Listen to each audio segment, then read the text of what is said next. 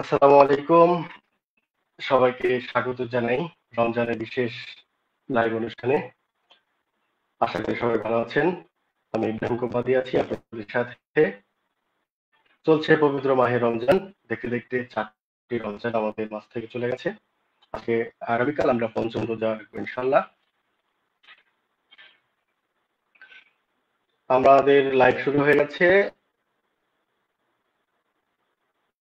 Already live চলছে। আমাদের সাথে আজকে অতিথি হিসেবে আছেন মহতারাম আবুল কালাম আজাদ, ইসলামী সাংস্কৃতিক অঙ্গনের মুরব্বী, ইসলামী সাংস্কৃতিক জোটের সম্মানিত সভাপতি। আবুল কালাম আজাদ আছেন ইসলামী সাংস্কৃতিক জোটের সেক্রেটারি জেনারেল, আহ্বান শিল্পী গোষ্ঠীর প্রধান পরিচালক এইচ.এম. সাইফুল ইসলাম, কলরব শিল্পী গোষ্ঠীর প্রধান পরিচালক আবু সুফিয়ান এবং আরো আছেন বিশিষ্ট হোমিওপ্যাথিক চিকিৎসক ডাক্তার ইব্রাহিম খলিল ও সুরেন্দ্র শিল্পী গোষ্ঠীর শিল্পী মাসরুর তাসকিন। আমরা একে একে সবার সাথে কথা বলবো। আগে যারা আমাদের লাইভটা দেখছেন, আমাদের লাইভটি শেয়ার করে অন্যদেরকে দেখিয়ে দেওয়ার সুযোগ করে দেওয়ার জন্য অনুরোধ করছি। আপনারা সকলে লাইভটি প্রথমে শেয়ার করে দেবেন। ইনশাল্লাহ আমাদের অতিথি যারা আছেন সকলে একে একে আমাদের মাঝে কথা বলবেন, আমাদের সাথে যুক্ত হবে। ইতিমধ্যে অনেকে জয়েন করেছেন। হঠাৎ করে আমাদের, বিশেষ করে আমি যেখানে আছি, আমি বাসায় আছি, অন্য অন্য সময় সবসময় নেটে অনেক ভালো থাকে, কিন্তু আজকে দুর্ভাগ্য নেটে প্রবলেম করছে। আমি দেখতে পাচ্ছি হয়তো অনেকেই সমস্যার সম্মুখীন হতে পারেন, আমার কথা শুনতে সমস্যা হতে পারে। তারপর আমরা চেষ্টা করছি লাইভটি কন্টিনিউ করার। ইনশাআল্লাহ কিছুক্ষণের মধ্যে আমাদের অতিথিরা আমাদের সাথে যুক্ত হবে। যারা আমাদের সাথে দর্শক হিসেবে, শ্রোতা হিসেবে যুক্ত হয়েছেন, সবাইকে আমি ইব্রাহিম কোপাদির পক্ষ থেকে আন্তরিক শুভেচ্ছা এবং মোবারকবাদ জানিয়ে শুরু করছি আজকের অনুষ্ঠান। আমাদের অতিথিবৃন্দ যারা আছেন তারা কিছুক্ষণের মধ্যে আমার সাথে যুক্ত হচ্ছেন। শুরুতে আমি আমার লাইভে যুক্ত করছি অন্যতম আমাদের আবুল কালাম আজাদ। আসসালামু আলাইকুম ওয়া রাহমাতুল্লাহ। লাইভে যুক্ত হয়েছেন আমাদের সাথে মোহতারাম আবুল কালাম আজাদ। আপনি সকলের পরিচিত মুখ, পরিচয় করে দেওয়ার মতো তেমন কিছুই নেই। যুক্ত হয়েছেন আবুল কালাম আজাদ সাহেব। আলহামদুলিল্লাহ, সকলকে ধন্যবাদ। কেমন আছেন আসসালামু আপনি? আলাইকুম ওয়া রাহমাতুল্লাহ। ওয়ালাইকুম আসসালাম ওয়া রাহমাতুল্লাহ। আশা করি ভালো আছেন, আমিও ভালো আছি আলহামদুলিল্লাহ। যারা দেখছেন সকলকে ধন্যবাদ। আচ্ছা, আর কেমন আছেন? আলহামদুলিল্লাহ ভালো আছি। যারা লাইভে অংশ নিয়েছেন সকলকে ধন্যবাদ এবং মোবারকবাদ জানাচ্ছি। আপনার কথাগুলো ক্লিয়ার বোঝা যাচ্ছে না মনে হয়। আমাদের সকল কোবাদি ভাইয়ের কথাগুলো ক্লিয়ার আসতেছে না। আচ্ছা, আপনার ওখানে নেটের সমস্যা আছে সম্ভবত। আমার নেট প্রবলেম হচ্ছে। হঠাৎ করেই শুরু করার পরে আমি চেষ্টা করছি আহ্বান শিল্পী গোষ্ঠীর শিল্পী, আহ্বান শিল্পী গোষ্ঠীর প্রধান পরিচালক, সাংস্কৃতিক জোটের secretary general HM. Saiful Islam. উনি খুব আয়েশ করে কিছু একটা খাচ্ছেন মনে হচ্ছে। বাসায় বানানো চটপটি খাচ্ছেন। কেমন আছেন? আসসালামু আলাইকুম ওয়া রাহমাতুল্লাহি ওয়া বারাকাতুহু। ধন্যবাদ জানাচ্ছি আমাকে এই লাইভে যুক্ত করার জন্য। কেমন আছেন? আলহামদুলিল্লাহ, আল্লাহ পাকের অশেষ মেহেরবানিতে। শোনা যাচ্ছে না? শোনা যাচ্ছে না? ক্লিয়ার শোনা যাচ্ছে। হ্যাঁ, আলহামদুলিল্লাহ, আল্লাহ পাক খুব ভালো রেখেছেন, শুকরিয়া। শোনা যাচ্ছে? আপনি সাইবুল ভাইটা ক্লিয়ার শোনা যাচ্ছে, কোবাদি সাহেবটা শোনা যাচ্ছে না ক্লিয়ার। আমাদের সাথে অনেকে যুক্ত হয়েছে, কিন্তু দুর্ভাগ্য আমার কথাটা কি ক্লিয়ার হচ্ছে না। আচ্ছা, আমরা আরো একজন অতিথিকে আমরা আমাদের সাথে যুক্ত করি। আমাদের সাথে আজকে আছে আবু সুফিয়ান ভাই। আবু সুফিয়ান ভাই যুক্ত হোক। আসসালামু আলাইকুম, আবু সুফিয়ান কেমন আছেন? আসসালামু আলাইকুম ওয়া রাহমাতুল্লাহি ওয়া বারাকাতুহু। কেমন আছেন? আসসালামু আলাইকুম রাহমাতুল্লাহি ওয়া বারাকাতুহু। আলহামদুলিল্লাহ, আমি খুবই ভালো আছি, খুবই ভালো লাগছে। আমাদের সুন্দর একটি প্রোগ্রাম কেবল শুরু হবে, সে আশায় অনেকক্ষণ ধরে বসে আছি ইনশাআল্লাহ। আচ্ছা, ধন্যবাদ আপনাকে। আমাদের লাইভ শুরু হয়ে গেছে অলরেডি। আমাদের সাথে আরেকজন অতিথি আছেন, বিশিষ্ট হোমিওপ্যাথি চিকিৎসক ডাক্তার ইব্রাহিম খলিল। আমরা এখন থাকি। আসসালামু আলাইকুম ডাক্তার ইব্রাহিম খলিল ভাই, কেমন আছেন?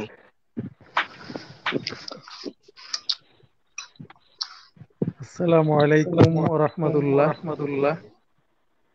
ওয়ালাইকুম আসসালাম ওয়া রাহমাতুল্লাহি ওয়া বারাকাতুহু। সবাই কি ভালো আছেন?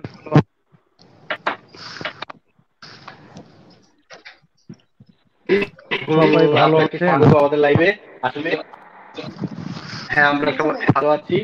আমরা লাইভটি শুরু করার সাথে সাথে নেটের প্রবলেম হচ্ছে, অনেক অভিযোগ দিচ্ছে। আমার কথা কি এখন ক্লিয়ার হচ্ছে কিনা আমাকে জানাবেন। আমরা আমরা এখন লাইভে যুক্ত করবো আরেকজন অতিথি, মাসরুদ আশফিন। মাসরুদ আশফিনকে আমরা যুক্ত করবো। আসসালামু আলাইকুম ওয়া রাহমাতুল্লাহি ওয়া বারাকাতুহু। ওয়ালাইকুম আসসালাম মাসরুদ আশফিন সাহেব, আপনি কেমন আছেন? আলহামদুলিল্লাহ, আপনাদের সকলের দোয়ায় ভালো আছি। আচ্ছা, আমাদের সাথে সবাই যুক্ত হয়েছে। আমরা সবার সাথে কথা বলবো, একজন একজন করে কথা বলবো, যেহেতু নেটের প্রবলেম হচ্ছে। আমি প্রথমে আমরা কথা বলবো আবুল কালাম আজাদ ভাইয়ের সাথে। আবুল কালাম আজাদ ভাইয়ের সাথে আমরা কথা বলে সবাই আমাদের সাথে থাকুন। ইতিমধ্যে আমাদের সাথে অনেকে যুক্ত হয়েছে, সবার একই কথা, আমার কথা ক্লিয়ার হচ্ছে না, এই জন্য আমি আন্তরিকভাবে দুঃখিত। সাউন্ড ক্লিয়ার না। আমরা আবুল কালাম আজাদ ভাইয়ের সাথে কথা বলে আসি, সবাই আমাদের সাথে যুক্ত থাকবেন ইনশাআল্লাহ। হ্যাঁ, তো মোহতারাম আবুল কালাম আজাদ সাহেব, কেমন আছেন আপনি? আমরা জেনেছি আপনি বলেছেন আলহামদুলিল্লাহ ভালো আছেন। তো এই পবিত্র রমজান কেমন কাটছে আপনার, আমরা সেটা থেকে শুনবো। আলহামদুলিল্লাহ, জানতে চাচ্ছে। করোনা ভাইরাসের উদ্ভূত পরিস্থিতিতে লকডাউনের মধ্যে একরকম গৃহবন্দী অবস্থায় কাটছে। বলতে গেলে সবকিছু অচল। যান্ত্রিক যত যা কিছু আছে, আসলে ঢাকা শহর এক নতুন রূপ নিয়েছে এখন। যদিও ইদানিং কিছুটা লোক চলাফেরা করলেও এখনো অস্বাভাবিক রয়েছে মসজিদ মাদ্রাসাগুলোর পরিস্থিতি। মসজিদ গুলো এখনো খুলে দেওয়া হচ্ছে না, কেন হচ্ছে না জানি না। তো গাজীপুরের মেয়র সাহেবকে ধন্যবাদ জানানো দরকার। গাজীপুরের মেয়র সাহেবকে ধন্যবাদ জানানো দরকার। এই মসজিদ বিষয়ে আসলে সকলেরই আক্ষেপ, এবং প্রত্যেক মুসলমানেরই আক্ষেপ যে আমরা দেখতে পাচ্ছি যে আমাদের ইয়েগুলো খুলে দিয়েছে, বাজারঘাট ঠিক মতো চলছে, কিন্তু মসজিদ বন্ধ। এখন মসজিদ বন্ধ না, মসজিদ সীমিত করা হয়েছে রমজান মাসে। এটা নিয়ে অনেকেরই আক্ষেপ। তো এই বিষয়ে আপনি বিস্তারিত বলেন, আপনার অভিব্যক্তি বলেন, এখন কি করা উচিত? হ্যাঁ, যেখানে গার্মেন্টস গুলো পুরোপুরি খুলে দেওয়া হয়েছে, বাজার সব খোলা, রাস্তাঘাট অসংখ্য মানুষের ভিড়। দেখা যাচ্ছে যাত্রাবাড়িতে আজকে দেখলাম গাড়ির যানজট লেগে গেছে, রিক্সার যানজট। তো এমন একটা শহরে মসজিদ বন্ধ থাকবে, অথচ গার্মেন্টস, তারপর চলাফেরার পথে, বাজারে ঘাটে, সেখানে মানুষ পবিত্র অবস্থায় থাকাটা জরুরি মনে করে না। কিন্তু মসজিদে যারা যায় তারা অজু অবস্থায় যায়। হাত ধোয়া, পরিষ্কার পরিচ্ছন্নতা করোনা ভাইরাসের জন্য সতর্কতামূলক প্রথম সিগন্যাল, প্রথম নির্দেশনা, সেটা মান্য করেই মসজিদে যায়। তো সবকিছু যদি চলতে পারে শর্ত দিয়ে, তো বিশেষ কোনো শর্ত আরোপ করে হলেও দেশের মসজিদগুলো খুলে দেয়া দরকার। কারণ ঘরের নামাজ আর মসজিদের নামাজ কখনো সমান হয় না। ঘরের একটি সেজদা আর মসজিদের সেজদা কখনোই সমান হবে না। নফল নামাজের ব্যাপারটা ভিন্ন। সব মানুষ তো আর নফল নামাজ পড়তে মসজিদে যায় না। এই মাহে রমজানে ইবাদতের উপযুক্ত স্থান হলো মসজিদ। গভীর রাতে তাহাজ্জুদের কথা সেটা ভিন্ন কথা, কিন্তু অন্তত ফরজ নামাজগুলো 5 ওয়াক্ত নামাজ মসজিদে আদায় করতে পারলে সেটা একজন মুমিনের সবচেয়ে বড় চাওয়া পাওয়ার মধ্যে একটি, বিশেষ করে মাহে রমজানে। আমরা জানি এই রমজান ইবাদতের মাস, কোরআন নাজিলের মাস।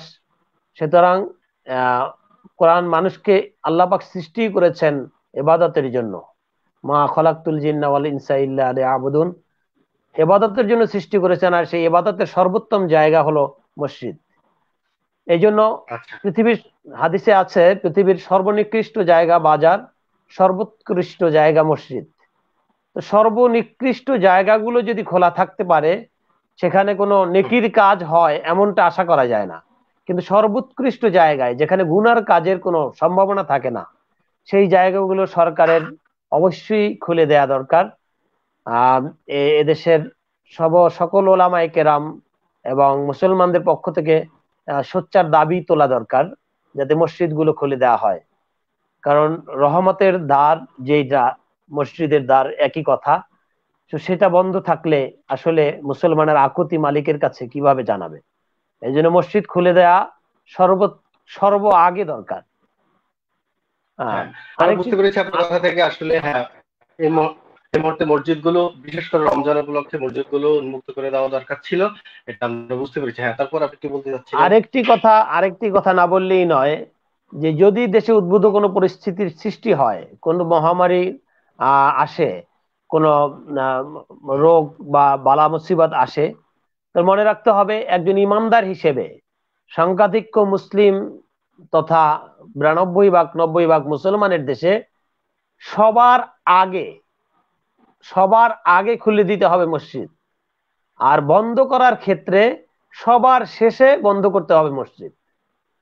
এটা একটা মৌলিক কথা। একজন ইমানদার হিসেবে, একজন মুসলমান হিসেবে যদি বন্ধ করতে হয় মসজিদ, সেটা বন্ধ হবে সবার শেষে। কিন্তু আমরা দেখছি ঢাকার স্বামীবাগে ইস্কনের মন্দির গত 1 দিন আগে 2 দিন আগে লকডাউন করা হয়েছে, অথচ মসজিদ এর আওতায় আনা হয়েছে বহু আগে, অন্তত 15 দিন আগে। এগুলো অযৌক্তিক মনে হচ্ছে। আসলে নীতি নির্ধারকদের মধ্যে এই অনুভূতি তাদের নেই যে মুসলিম জনগোষ্ঠী হয়েছে, সবাই হতাশ হয়েছে যে আরো একটি কথা থেকে জানবো আপনার রমজান কেমন কাটছে সে বিষয়ে আমরা। হ্যাঁ, আরেকটি কথা না বললেই নয়, আমরা জানি আবারও আসবো আপনার কাছে। আমরা এই মুহূর্তে হ্যাঁ, আমি জি ধন্যবাদ। আমি বাকি কথাটা পরে বলছি, অন্য কোনো মেহমান। আমরা শুনবো ইনশাআল্লাহ আপনার থেকে আরো আপনার রমজান কেমন কাটছে, আপনার থেকে আমরা কিছু সঙ্গী শুনবো, কিছু পরামর্শ শুনবো ইনশাআল্লাহ। আমরা এই মুহূর্তে চলে যাব আমাদের অতিথি আবু সুফিয়ান ভাইয়ের কাছে। আবু সুফিয়ান ভাইয়ের কাছে আমরা এখন যাব। আবু সুফিয়ান ভাই, আলহামদুলিল্লাহ আছি, আল্লাহর অশেষ রহমতে লকডাউনে ভালোই আছি মোটামুটি।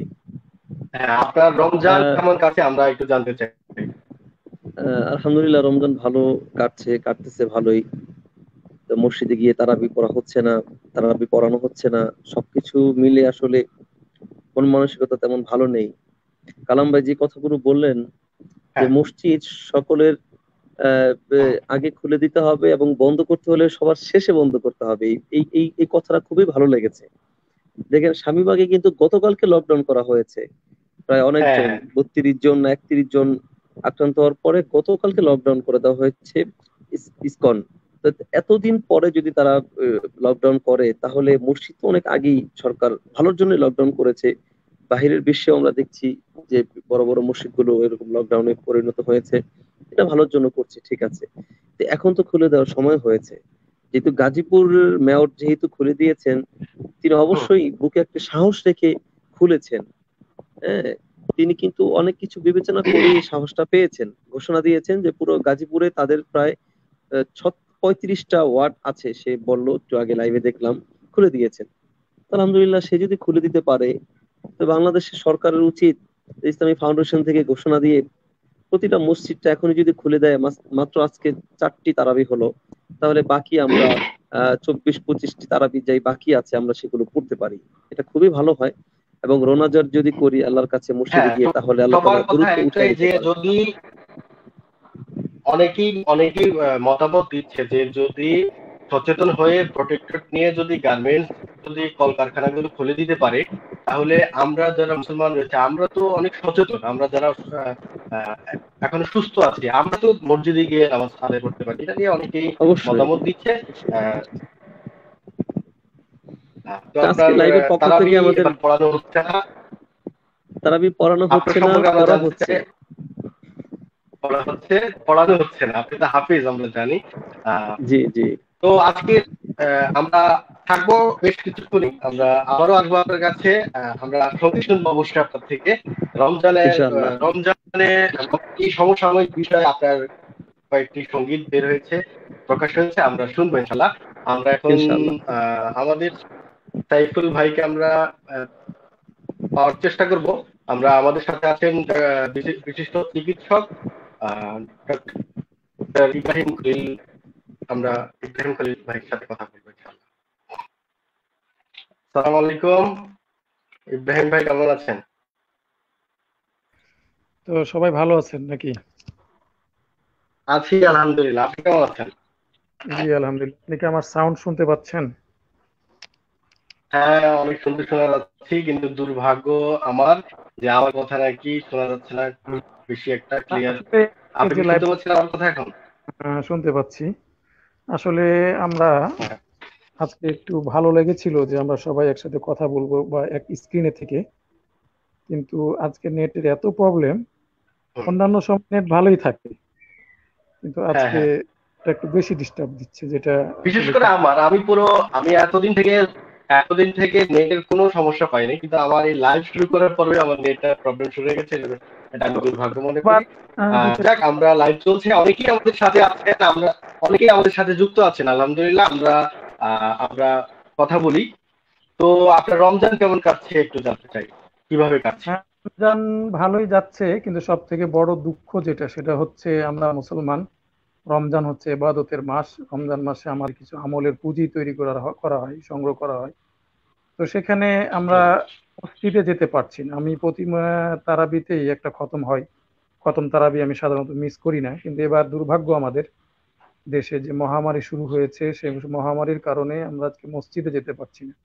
প্রথম দিন তারাবির আমি মসজিদে গিয়েছিলাম যে কোনোভাবে তারাবি পড়া যায় কিনা মসজিদে, কিন্তু গিয়ে দেখলাম মসজিদে তালা মারা। তো ব্যথিত মন নিয়ে বাসায় এসে আপনার বাসাতেই নামাজ পড়ছি। 5 ওয়াক্ত নামাজও বাসায় পড়তে হচ্ছে। তো মসজিদে যদি রমজান মাসে আমরা নামাজ পড়তে পারতাম, ইবাদত আরো বেশি করে করতে পারতাম, সেক্ষেত্রে হয়তো মানসিক তৃপ্তিটা আমাদের একটু ভালো হতো। তো মোহতারাম বড় ভাই আবুল কালাম আজাদ ভাই অনেক সুন্দর সুন্দর কথা বললেন আজকে মসজিদ খুলে দেওয়ার ব্যাপারে। কথাগুলোর সাথে আমি সম্পূর্ণ একমত যে সবকিছুই হচ্ছে বাংলাদেশে। বাজার ঘাট খোলা থাকছে, গার্মেন্টস খুলে দেওয়া হয়েছে, অফিস আদালত টুকটাক চালু হয়ে গেছে, কিন্তু মসজিদের ব্যাপারে কেন যেন সরকার একটা সিদ্ধান্ত নিতে গড়িমসি করছে নাকি, বুঝতেছি না কিছু বিষয়টা কি। দেশের শীর্ষ ওলামা ইকরাম আছেন, তারা যদি একটু বিষয়টা নজর দিতেন যে মসজিদ খুলে দিলেই তো হয়ে যায়। এখনো তো রমজানের অনেক দিন বাকি আছে, কেবল তো শুরু হয়েছে রমজান। তো সেক্ষেত্রে যদি এখন মসজিদটা খুলে দিতেন, প্রোটেকশন নিয়ে, শৃঙ্খলা ঠিক রেখে, নিয়ম কানুন মেনেই আমরা মসজিদে গেলাম, তাহলে দেখা যাবে যে আমরা বাকি যে কয়টা দিন আছে সে কয়টা দিন আমল করতে পারতাম, খতম দিতে পারতাম, আর জামাতের সাথে নামাজ পড়তে পারতাম। আসলে একজন মুমিন হিসাবে, একজন মুসলমান হিসাবে সব থেকে বড় দুঃখের বিষয় যে রমজান মাসে ঘরে বসে থাকতে হচ্ছে, মসজিদে যেতে পারছি না, আমল করতে পারছি না। আসলে মসজিদে হ্যাঁ, যে এটা আমল সবার মনে এই দুঃখ, এই আক্ষেপ। আমরা সবাই এই কথাই বলছি, আমরা আসলেই সবার মনে অনেক আক্ষেপ। তো আমরা জানতে চাইবো এই রমজানে আসলে এই রমজানটা আমাদের জন্য একটু ভিন্ন রমজান। আসলে আমরা সাধারণত অন্যান্য সময় যে রমজান পালন করি, এই লকডাউনের কারণে এবং এই মহামারী করোনার কারণে আমাদের এই রমজানটা একটু ভিন্ন টাইপের। আমরা অনেক বেশি ঘরবন্দি এবং কি বলবো, একটা হতাশ একটু আমরা সবাই। তো এই রমজানে অনেক গরিব দুঃখী রয়েছে এবং অনেক কষ্টে মানুষ জীবন যাপন করছে। আপনি এই বিষয়ে কি বলবেন? দেখো, রমজানে বিশেষ করে আমি নিজে যেটা অনুধাবন করতেছি সেটা হচ্ছে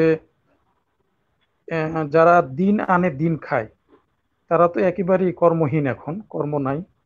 তো আমরা যারা সাধারণত একটু ভালো খাই, ভালো চলি, আল্লাহ ভালো চালাই, তাদের একটু সজাগ দৃষ্টি রাখতে হবে যে আমি যেটুকু ইফতার করি, যেটুকু সেহরিতে খাই, সেখান থেকে কমায়া হলেও হ্যাঁ প্রয়োজনে আমার ওখান থেকে কিনো একটা খাবার, অল্প কিছু খাবার দিয়ে পাশের বাড়ি হোক, তার পাশে বাড়ি হোক, গরিবের পাশে হোক, বা যে কোনো আমার আশপাশে যেগুলো আছে তাদের দিকে যদি আমরা প্রত্যেকেই এক একজন এক এক ভাবে নজর দিতে পারি, আশা করতেছি অনেকটা ভালো হবে, বা অনেকটা তাদের পাশে দাঁড়ানো উচিত।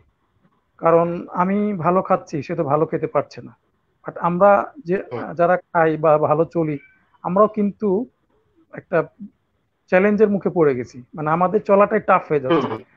আমাদের যদি টাফ হয়ে যায়, সেক্ষেত্রে যারা দিন আনে দিন খায় তাদের চলাটা কত কষ্টকর, এই বিষয়গুলো আসলে আমাদের নজরে রাখা দরকার। যেমন রমজান থেকে শুরু করার পর থেকে আমি একজন দুইজনকে ইফতারি করাচ্ছি। তো যাদেরকে ইফতারি দিচ্ছি তাদের চোখের মুখের অভিব্যক্তি, তাদের অবস্থা, তাদের চলাফেরা দেখে আসলে খুব কষ্ট লাগতেছে, কিন্তু কিছু করার নাই, পরিস্থিতির শিকার আমরা। কিন্তু এই পরিস্থিতির শিকার হলেও সবাই সবার প্রতি সহানুভূতিশীল হই, সবাই সবার প্রতি যদি একটু সুদৃষ্টি মানে সুনজর, সবাই সবার অবস্থান থেকে এগিয়ে আসা দরকার। এটা হ্যাঁ, আমি অনেক বড় পারি না, আমি একজন পারি, আপনি একজন করেন, সবাই যদি একজন দুজন করে মানুষের পাশে দাঁড়ায়, তাহলে আশা অনেক করি দূরে গিয়ে না, আমরা একেবারে আমাদের কাছে পাড়াপড়শি যারা আছে, কাছের মানুষ যারা আছে তাদের খোঁজ খবর নিই নাকি, তাহলেও হয়। আমরা আপনার থেকে আরো কিছু পরামর্শ নিব, আরো কিছু শুনতে চাইবো। এই রমজানে আমরা আমাদের খাদ্যাভ্যাস কেমন হবে, আমাদের স্বাস্থ্য কিভাবে আমরা ঠিক রাখতে পারি, আমরা কিছু পরামর্শ শুনবো ইনশাল্লাহ। আমরা আমাদের আরেকজন অতিথি আজকের মাসরুদ তাসফিনের সাথে একটু কথা বলবো ইনশাল্লাহ। আমাদের সাথে যুক্ত হচ্ছেন মাসরুদ তাসফিন। আসসালামু আলাইকুম ওয়া রাহমাতুল্লাহি ওয়া বারাকাতুহু। মাসরুদ তাসফিন কেমন আছেন?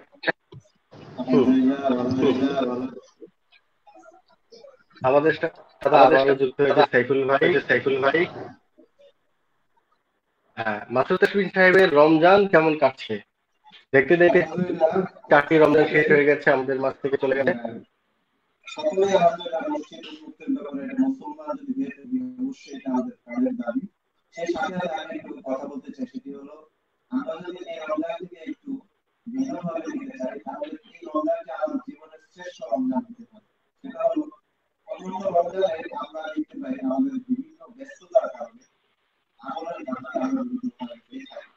সমাজের ব্যস্ততা, পারিবারিক ব্যস্ততা, নিজের কাজকর্মের ব্যস্ততায় আমরা আরো একটু পিছিয়ে থাকি। সেই হিসেবে রমজান মাসে আমরা এই রমজান থেকে আমরা রোজাদারি এবং আমাদের আমলের দিক থেকে আমরা চিন্তা করি, পড়াশোনা করতেছে, আমরা আশা করি এই দিক থেকে আমরা ভালোভাবে রমজান। আচ্ছা মাসরুদ তাসফিন সাহেব, আপনার কথা স্পষ্ট আমি শুনতে পেরেছি এবং শ্রোতারা শুনতে পেরেছি কিনা আমি জানি না। আপনি আমাদের সাথেই থাকুন, আমরা এখন সাইফুল ভাইয়ের সাথে কথা বলবো ইনশাল্লাহ।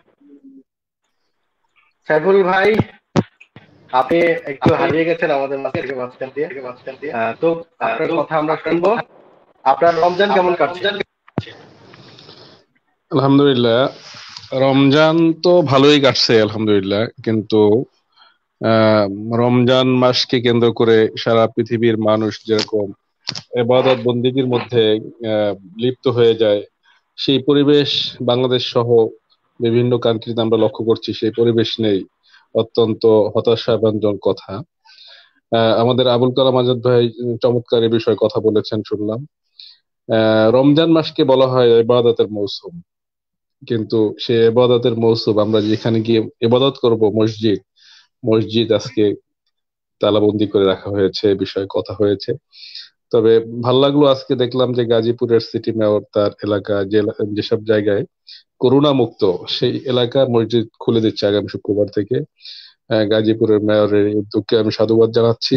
সাথে সাথে আমাদের মন্ত্রীর কাছে আমার বিনীত অনুরোধ থাকবে যে ঢাকার মধ্যে যেসব জায়গা করোনা মুক্ত, মোটামুটি করোনা রোগী পাওয়া যায়নি, সেই জায়গাগুলো মুসলমানদের ইবাদত বন্দেগীর কেন্দ্রস্থল, মসজিদের দরজাকে খুলে দেওয়া হোক এবং মানুষ যাতে সুন্দর পরিবেশে ইবাদত বন্দেগী করতে পারে, এজন্য প্রধানমন্ত্রী যথাযথ ব্যবস্থা গ্রহণ করবেন, এটা আমার বিশেষ প্রত্যাশা। তবে অত্যন্ত দুঃখ এবং ভারাক্রান্ত হৃদয় নিয়ে বলতে হয় যে ইসকনে আমরা যারা দেখলাম, এরপরে বিভিন্ন জায়গায় দেখা যাচ্ছে গার্মেন্টস গুলো খুলে দেওয়া হয়েছে আংশিক, বিভিন্ন জায়গায় দেখা যায় যে লোকের জটলা কিন্তু রয়েছে। বিশেষ করে বাজারগুলোতে গেলে সেখানে দেখা যায় যে কোথাও লকডাউন হচ্ছে এরকম কোনো চিত্র বাজারে কিন্তু আমরা খুঁজে পাওয়া যাচ্ছে, দেখা যাচ্ছে না। কিন্তু বিবাড়িয়াতে আমরা কি দেখলাম, সেখানে বাংলাদেশের একজন স্বনামধন্য আলেমে দ্বীন হযরত মাওলানা জুবায়ের আহমদ আনসারী সাহেবের জানাজায় মানুষ অংশগ্রহণ করেছে। এই বিষয়টিকে কেন্দ্র করে বিভিন্ন টেলিভিশন চ্যানেল সহ বিভিন্ন ব্যক্তিবর্গ পক্ষ থেকে যেভাবে প্রতিহিংসার যে আমরা যে অবস্থাটা দেখেছি, এটা অত্যন্ত দুঃখজনক। এখানে করোনা রোগী পাওয়া গেল, স্কোয়াডে এখানে, সেখানের ব্যাপারে কোনো মিডিয়ার কোনো মাথা ব্যথা নেই। বাজারে হাজার হাজার মানুষ, সেখানে কোনো কথা নেই।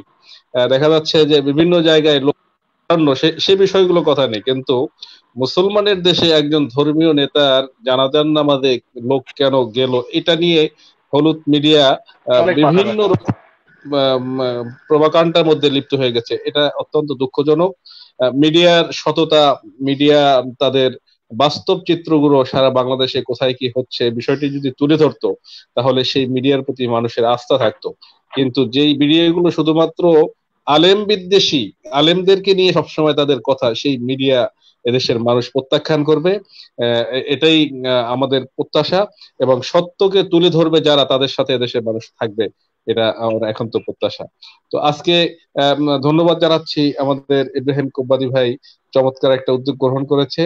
আমরা রমজান মাসে কেউ কারোর সাথে দেখা সাক্ষাৎ নেই, বাসা বাড়িতে যাওয়ার কোনো সুযোগ নেই। অন্যান্য রমজানে আমরা একজনের বাসায় ইফতারির দাওয়াত গ্রহণ করতাম, দাওয়াত দিতাম, সেই সুযোগটা কিন্তু এবার থাকছে না। কিন্তু ইব্রাহিম কোব্বাদি ভাই আজকে এত চমৎকার একটি সুন্দর ব্যবস্থার মাধ্যমে আমরা 5-6 জন একত্রে যে কথা বলছি, মানুষ শুনতে, আমাদেরকে দেখতেছে, এই জন্য এই সুন্দর উদ্যোগ গ্রহণ করার জন্য আমি আমার পক্ষ থেকে ধন্যবাদ জানাচ্ছি। এবং এই যে পদক্ষেপ করা হয়েছে, এই পদক্ষেপটি ধারাবাহিকতা বজায় থাকবে সেই প্রত্যাশা ব্যক্ত করছি। আমাদের সাথে দেশ বিদেশ থেকে যে যেখান থেকে আমাদের লাইভটি দেখছেন, সকলের প্রতি আন্তরিক ধন্যবাদ জ্ঞাপন করছি। ধন্যবাদ ইব্রাহিম কোব্বাদি ভাই। ধন্যবাদ আপনাকে, অনেক চমৎকার কথা বলেছেন। ইনশাআল্লাহ আমরা লাইভ ধারাবাহিক করার চেষ্টা করব। আমরা আজকে প্রথম শুরু করলাম, এজন্য আমাদের অনেক কিছু সমস্যার সম্মুখীন আমাদের হতে হচ্ছে। আমরা পরবর্তীতে আমরা এগুলো দেখবো ইনশাআল্লাহ। আমাদের সাথে অনেকেই যুক্ত হয়েছে, সবার কমেন্ট আমরা করব না, আমরা দেখিয়ে দিব কিছু কমেন্ট বাকি। আমরা এখন চলে যাব আবুল, ঠিক আছে, আবুল কালাম আজাদ ভাইয়ের কাছে আমরা যাবো এখন। জি মোহতারাম আবুল কালাম আজাদ ভাই, আমরা আবারও আপনার কাছে আসলাম। অনেকেই আপনার থেকে গজল শুনতে চেয়েছে, আমরা গজলও শুনবো, আলোচনাও শুনবো ইনশাল্লাহ।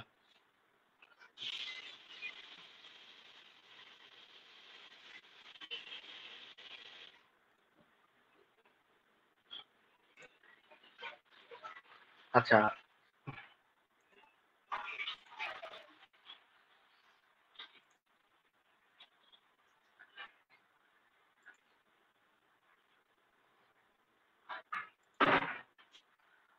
আবুল কালাম আজাদ ভাইয়ের কথা আমরা এখন শুনতে পাচ্ছি না, আমি শুনতে পাচ্ছি না। আমরা আবুল কালাম আজাদ ভাই, এখন শোনা যাচ্ছে মনে হয়? হ্যাঁ এখন শোনা যাচ্ছে। হ্যাঁ এখন শোনা যাচ্ছে। যে কথাটা বলতেছিলাম, যে নরসিংদীতে মসজিদে মুসল্লি বেশি হওয়ার কারণে ইমাম সাহেবকে প্রশাসন গ্রেপ্তার করেছে, সামাজিক যোগাযোগ মাধ্যমে এসেছে নিউজ। এবং আপনাদের নোয়াখালীতে, আপনার বাড়ি নোয়াখালী, যেহেতু নোয়াখালীতে মুসল্লি বেশি হওয়ার কারণে একটি মসজিদে জুমার নামাজে, গত জুমায় সম্ভবত, সেখানে 80 জন মুসল্লিদের কাছ থেকে জরিমানা আদায় করা হয়েছে, প্রশাসন জরিমানা আদায় করেছে। এটা দুঃখজনক ব্যাপার, মসজিদের ব্যাপার। অথচ আমরা জানি না ইসকনে সেখানে 31-32 জন আক্রান্ত রোগী পাওয়া গেল, করোনা আক্রান্ত, এবং সেখানে কত লোক ছিল সেটা প্রশাসন ভালো জানবে। তাদের কি কোনো আইনের আওতায় আনা হয়েছে কিনা, না শুধু লকডাউন দিয়েই তাদেরকে ছেড়ে দেওয়া হয়েছে, এই ব্যাপারটা তো জানা দরকার। এবং হলুদ মিডিয়া, নাস্তিক্যবাদী মিডিয়া যারা এগুলোর প্রতি কর্ণপাত করে না, সাইফুল ভাই ভালোই বলেছেন, এদের এদের ব্যাপারে এদের প্রত্যাখ্যান করা দরকার, সময়ের দাবি এখন। আসলে মসজিদে যদি দেখা দরকার, প্রশাসনের উচিত এই বিষয়টা দেখা দরকার। এই ইসকনের ব্যাপারটা ঠিক আছে, এটা মিডিয়াতেও কিন্তু বিষয়টা ফলো আপ করে নাই, কিন্তু মসজিদে কোথাও বেশি মানুষ হলে সেটাই আলোচনা হয়, জানা যায়। আমরা এটা নিয়ে দেশ তোলপাড়। আমরা দেখলাম কোন কোন স্যাটেলাইট চ্যানেল বাড়ির ছাদে ছোটখাটো জামাত হচ্ছে সে নিয়েও নিউজ করেছে এবং সেটাকেও আপত্তিকর বলেছে, অথচ এই চ্যানেলগুলোই ইসকনের ব্যাপারে মুখ খোলে নাই। সরকার লকডাউন করেছে অনেক আগে, মসজিদ, মন্দির, প্যাগোডা, গির্জা সহ সকল ধর্মীয় প্রতিষ্ঠানকে বন্ধ করতে বলেছে তারা। এবং পুরোহিত ছাড়া, ইমাম মুয়াজ্জিন ছাড়া এবং ওইটার রক্ষণাবেক্ষণের দায়িত্বে যারা আছেন তারা ছাড়া অন্যদের সেখানে নিষেধ। এই ঘোষণার পরেও ইসকনে কিভাবে শত শত লোক থাকে, এটা আইনের ব্যত্যয় ঘটেছে কিনা এবং প্রশাসন এ ব্যাপারে সন্দিহান কেন, সেটাও কিন্তু এদেশের জনগণ মানুষের একটি জানার বিষয়। সেটা নিয়ে অবশ্যই প্রশাসন দেখা উচিত আমরা মনে করি। তো আমরা এখন জানতে চাইবো আপনার ব্যাপারে, অনেকে আপনার থেকে সঙ্গীত শুনতে চেয়েছে, তা আমরা আপনি কি কোনো সঙ্গীত শোনাবেন কিনা? সঙ্গীত শুনতে চাইলে শোনাতে হবে, শুনতে চাইলে কেন শোনাবো না, কিছু শোনাতে পারলেই তো ভালো। অবশ্যই আমরাও শুনতে চাই এবং শ্রোতারাও আমাদের সাথে যারা যুক্ত হয়েছেন সবাই সঙ্গীত শুনতে চাচ্ছে। এই মুহূর্তে আমরা আপনার থেকে একটা সঙ্গীত শুনবেন। একটি সঙ্গীত অনেকেই বলছিলেন আমাকে, এর আগে আমি পার্সোনাল 2-3টা লাইভে আসছিলাম, তখন অনেকে বলছিলেন যে করোনা বিষয়ক সঙ্গীত শুনতে চান। তো একটি করোনা বিষয়ক সঙ্গীত লেখা হয়েছে এবং আজকে রেকর্ডিংও হয়েছে, হয়তো আগামী কালকে বা পরশুদিন সেটা চলে আসবে ফেসবুক এবং ইউটিউবে। হ্যাঁ, সেই নতুন সঙ্গীতটাই শুনবো আমরা, শুনতে পারেন।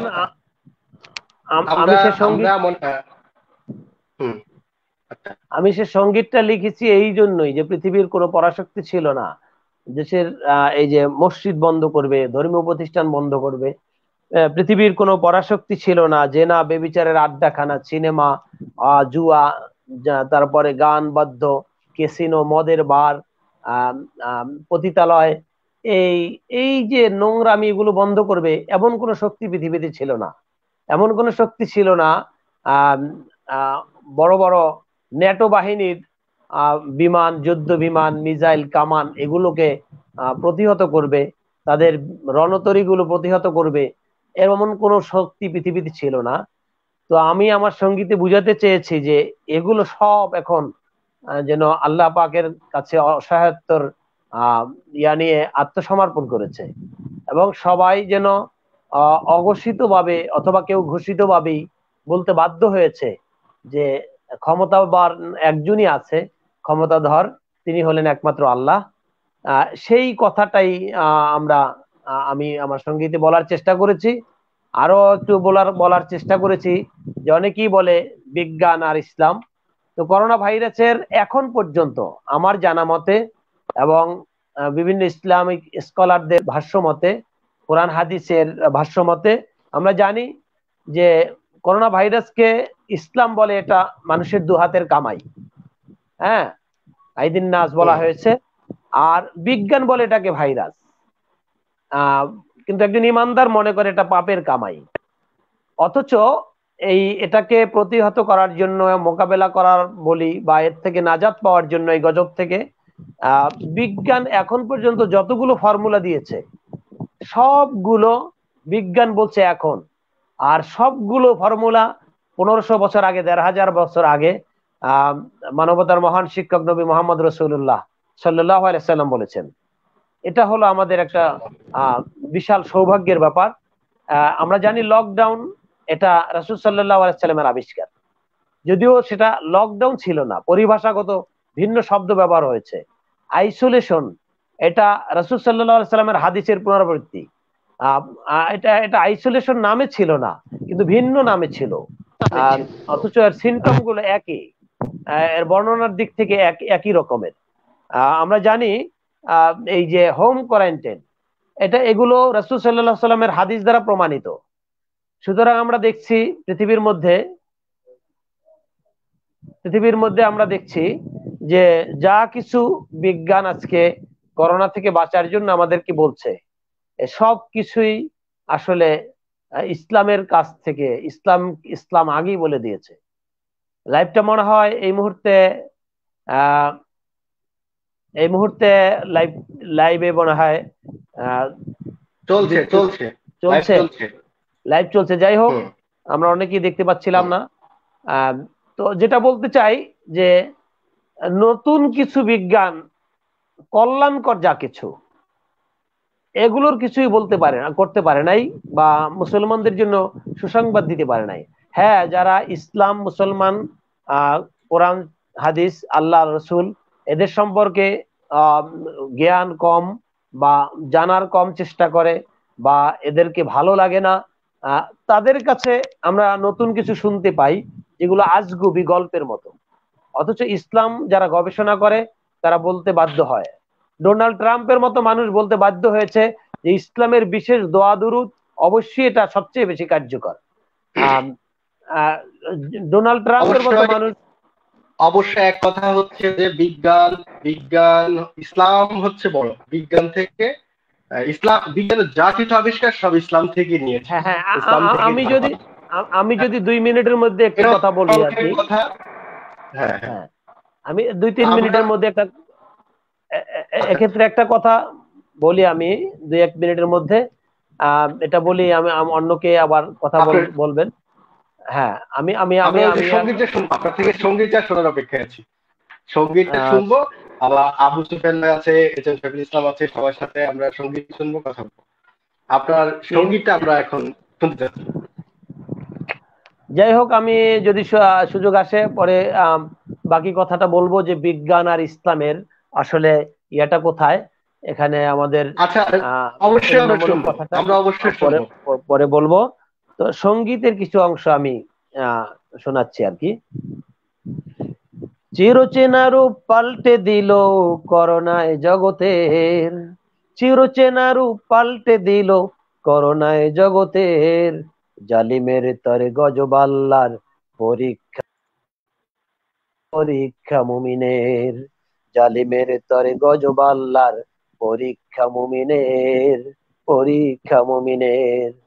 অর্থ, অস্ত্র, ক্ষমতা, শক্তি যার যত বেশি হায়, নফসি নফসি আর্তনাদে সেই তত অসহায়। অর্থ, অস্ত্র, ক্ষমতা, শক্তি যার যত বেশি হায়, নফসি নফসি আর্তনাদে সেই তত অসহায়। মিসাইল কামান যুদ্ধ বিমান, মিসাইল কামান যুদ্ধ বিমান, সারি সারি রণতরী, সবকিছু দিলে বিকল করে প্রাণঘাতী মহামারী। কোথা গেল আজ সুপার পাওয়ার হুঙ্কার জালিমের, কোথা গেল আজ সুপার পাওয়ার হুঙ্কার জালিমের। দাম্ভিকতার শীর্ণত আজ সম্মুখে মালিকের, সম্মুখে মালিকের। দাম্ভিকতার শীর্ণত আজ সম্মুখে মালিকের, সম্মুখে মালিকের। চিরচেনা রূপ পাল্টে দিল, চিরচেনা রূপ পাল্টে দিল করোনায় জগতের, এ যে জালিমের তরে গজব আল্লাহর পরীক্ষা মুমিনের, পরীক্ষা মুমিনের। যে নাবে বিচার, সিনেমা জুয়া, অবাধ যৌনাচার, গান বাদ্য নাচের আসর, ক্যাসিনো মদের বার, রাহাজানি আর সন্ত্রাস শত সামাজিক পাপাচার, থমকে দিল একসাথে হায় রুদ্ধ সকল ধার। দেশে দেশে পুনঃধ্বনিত হচ্ছে, দেশে দেশে পুনঃধ্বনিত হচ্ছে তাকবীর আযানের, নীরবে গোপনে কে করে এ কাজ, ভাবো একবার ফের, ভাবো একবার ফের। চিরচেনা রূপ পাল্টে দিল, চিরচেনা রূপ পাল্টে দিল করুণায় জগতের। এ যে জালিমের তরে গজব আল্লাহর, পরীক্ষা মুমিনের, পরীক্ষা মুমিনের। এটা ইসলাম বলে পাপের কামাই, বিজ্ঞানে ভাইরাস, তা নিয়ে আবার কত নাস্তিক করছে উপহাস। শত বছরে বিজ্ঞান যাহা আনিয়াছে তার বাগে, ইসলাম তাহা বলেছে আরো 1500 বছর আগে। শত বছরে বিজ্ঞান যাহা আনিয়াছে তার বাগে, ইসলাম তাহা বলেছে আরো 1500 বছর আগে। যত কল্যাণ আদি অন্তে ভাবনা বিজ্ঞানের, যত কল্যাণ আদি অন্তে ভাবনা বিজ্ঞানের। ইসলাম থেকে সবকিছু নেয়া, ভাবো একবার ফের, ভাবো একবার ফের। চিরচেনা রূপ পাল্টে দিল, চিরচেনা রূপ পাল্টে দিল করুণায় জগতের। এ যে জালিমের তরে গজব আল্লাহর, পরীক্ষা মুমিনের, পরীক্ষা মুমিনের। অবশ্যই মুমিনের জন্য বিশাল পরীক্ষায় আছে মুমিন। অনেক চমৎকার হয়েছে মাশাআল্লাহ। এই সঙ্গীত কি আমরা পাবো কয়েকদিনের মধ্যে নাকি? 2-3 দিনের মধ্যে আসবে ইনশাল্লাহ। ইনশাআল্লাহ আমরা পুরো সঙ্গীতটি শুনবো, এই প্রত্যাশায় আছি আমরা। আমরা এখন যাব আবু সুফিয়ান ভাইয়ের কাছে। আবু সুফিয়ান ভাই, আপনি জি খুব আছি বিরক্ত আমি। আছেন মনে হচ্ছে। আমি আচ্ছা, তো অনেকেই কালাম ভাইয়ের আপ- হুম কালাম ভাইয়ের সঙ্গীত শুনতে আমি একদম মুগ্ধ হয়ে বসে আছি। ফিদা। কালাম হ্যাঁ, ভাইয়ের অনেক সঙ্গীত, সুন্দর কথা তিনি নিয়ে আসছেন এই হ্যাঁ হ্যাঁ, সঙ্গীতে, শুনতে পেলাম। হুম। মানে মানে এখন আমাদের অনেকেই সঙ্গীতের আছেন মধ্যে, আমাদের সাথে যুক্ত। জি জি, কালাম ভাইয়ের সঙ্গীতের মধ্যে মানে মানে যেই ইহুদিবাদীর যেই মতান্তর আছে, বিষয়গুলো ফুটে উঠেছে। মানে খুবই চমৎকার লেখনী, মাশাআল্লাহ, খুব ভালো লাগছে। ধন্যবাদ কালাম ভাইকে। হ্যাঁ, এখন আপনার পালা। আপনার থেকে সঙ্গীত শোনার জন্য অধীর প্রতীক্ষা করছে অনেকে, আমার অনেক আমার অনেকে পালা। যুক্ত আছে আমাদের সাথে। হুম, আপনি এখন আহ, আমাদেরকে সঙ্গীত শুনুন। সঙ্গীত তো আসলে কালাম ভাইয়ের পরে কার সঙ্গীত যায়? আর তো মনে হয় না হইলে ভালো হয়। সাইফুল ভাই আছেন, মাসরুর ভাই তো বসে আছেন, সঙ্গীত শোনাবেন। তারপরে ডাক্তার ইব্রাহিম ভাই অনেক সুন্দর সুন্দর সবার টিপস দিবেন আমাদেরকে, সে আরে বিষয়গুলো শোনার হার্ট জন্য তো থ্রুপ বসে শিল্পী, আছি। আমরা তো বুড়া মানুষ, সুবিয়ান তো হার্ট থ্রুপ, মানে এক এক ফুলের এক এক গান। হ্যাঁ, আল্লাহু সবাই এক একটা আকবার। ফুল, আমরা এক একটা ফুল থেকে এক একটা গান নিব। আমরা এখন শুনবো আপনার থেকে সঙ্গীত। আচ্ছা, আমি চেষ্টা করছি। আমি তো আসলে তেমন কোনো শিল্পী নয়। এই সদ্য রিলিজ হওয়া একটি সঙ্গীত, আমাদের ইসলামী সাংস্কৃতিক জোটের প্রধান পৃষ্ঠপোষক মাওলানা সালাউদ্দিন জাহাঙ্গীর সাহেব দামাত বরকাতুহুমুল আলিয়া, তিনি একটি সঙ্গীত লিখেছেন এবং সুর করেছেন। কথাগুলো খুবই সুন্দর গুছালো সাজিয়েছেন সেই সঙ্গীতটি আমি আহ গাওয়ার চেষ্টা করেছি। এখন আমি একটু বলবো, যেহেতু রাত্রি অনেক বেশি, আচ্ছা, হ্যাঁ, সবাই আমরা ঘুমিয়ে একটু আছে, শুনবো। সবকিছু মিলে তো আমরা লাউড একটু দেওয়া শুনে যাবে না। আমরা আমাদের অন্য অতিথিদের কাছে যাবো। হ্যাঁ। জি ইনশাআল্লাহ। তোমরা যাকে বলো দুরূহ, আমি তাকে বলি নির্মমতা। তোমরা যাদের বলো সচেতন, তাদের মাঝে দেখি বর্বরতা। তোমরা যাকে বলো দুরূহ, আমি তাকে বলি নির্মমতা। তোমরা যাদের বলো সচেতন, তাদের মাঝে দেখি বর্বরতা। আজ মানুষের মাঝে নেই মানবতা বোধ, মানুষ দেখলে পায় মানুষেরা ভয়। আজ মানুষের মাঝে নেই মানবতা বোধ, মানুষ দেখলে পায় মানুষেরা ভয়। আমি শঙ্কিত, আমি লজ্জিত, ভুলে গেছি আজ তাই নিজ পরিচয়। তোমরা যাকে বলো দুরূহ, আমি তাকে বলি নির্মমতা। তোমরা যাদের বলো সচেতন, তাদের মাঝে দেখি বর্বরতা। আজকে এই পর্যন্তই। অনেক চমৎকার একটি সঙ্গীত, আশা করি সবাই শুনবে। এবং এটা তো রিলিজ হয়েছে, আমরা দেখেছি, এবং চমৎকার লিখেছে মোহতারাম সালাউদ্দিন সাহেবের। এটাই মনে হয় প্রথম লেখা, প্রথম শুরু করা লেখা। কোনো সঙ্গীত। হ্যাঁ, অনেক জি জি চমৎকার হয়েছে। আমরা আশা করবো উনি মোহতারাম এই এই ধারাবাহিকতা অব্যাহত রাখবেন সঙ্গীত লেখা এবং সুর করার। ইনশাআল্লাহ ইনশাআল্লাহ। এবং চমৎকার ভাবে উনি ইসলামী সংস্কৃতিকে ভালোবাসে, ইসলামী সংস্কৃতির জন্য উনি অনেক ত্যাগ স্বীকার করছেন এবং অনেক সহযোগিতা করছেন, আমরা দেখতে পাচ্ছি। আল্লাহ ওনার সকল এই ত্যাগকে এবং সহযোগিতাকে কবুল করুন, এই প্রত্যাশা করি। আমিন আমরা আমিন। আমরা এই পর্যায়ে চলে যাবো আমাদের সাইফুল ভাইয়ের কাছে। সাইফুল ভাই, আপনি তো লাইভে খুব কম আসছেন, আপনি ফাঁকি দিচ্ছেন, আপনাকে হারিয়ে যাচ্ছেন মাঝে মাঝে। আপনি সাইফুল ভাই কফি খাচ্ছে। এখানে আসলে লাইভে এখন আপনারা সবাই দেখছেন, কফি খাওয়ার ব্যাপারে আমরা কিছু বলবো না, কিন্তু আমরা দেখছি আপনি কফি খাচ্ছেন। আমরা আপনার থেকে সকলকে আমার বাসা দাওয়াত জানাচ্ছি। আল্লাহ কবুল করুক। কোনো এক সময় পরিস্থিতি ভালো হলে অবশ্যই আমরা চলে যাবো আপনার বাসায়। আমরা এখন সাইফুল ভাইয়ের রমজান তো কিভাবে কাটছে সেটা তো আমরা জেনেছি। আমি গোপন সূত্রে একটি তথ্য পেয়েছি, আপনি এই রমজানে কোথাও তারাবি পড়াচ্ছেন, এটা কি ঠিক? তথ্যটা কি সঠিক? হ্যাঁ, নামাজ তো পড়তেই হবে, এটাই তো বাস্তবতা। আল্লাহর তারাবি পড়াচ্ছেন, আপনি পড়াচ্ছেন, পড়তে তো সবাই পড়ছে, কিন্তু আপনি পড়াচ্ছেন।